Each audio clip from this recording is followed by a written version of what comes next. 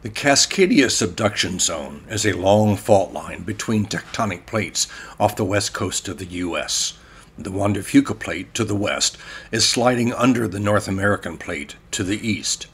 As these plates try to move, they bind up due to friction and build pressure along the fault line. When that pressure is released by a sudden movement, it causes a massive earthquake that generates a tsunami. The 2004 tsunami in Indonesia and the 2011 tsunami in Japan were caused by similar subduction zone earthquakes.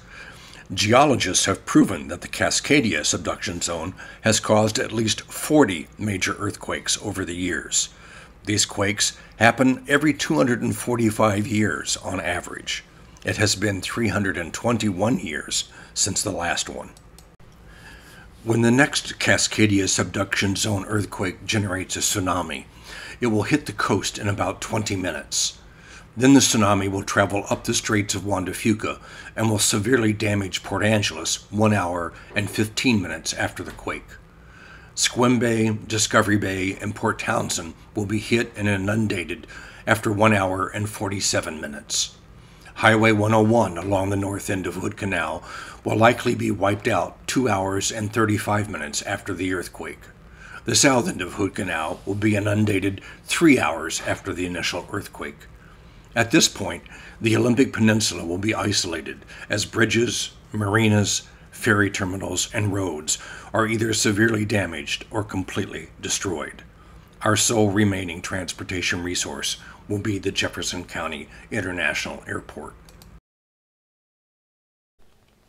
The consequences of such an earthquake would be catastrophic. Due to the widespread damage, federal assistance would likely have to focus on the most populated areas first. Smaller communities, like Port Townsend, would likely be on our own for 2 to 6 weeks. Emergency supplies, medicine, and food would be flown into small communities from areas outside the affected zone. Volunteer pilots from small airports like ours would ferry these supplies to affected communities until more expansive federal assistance is available.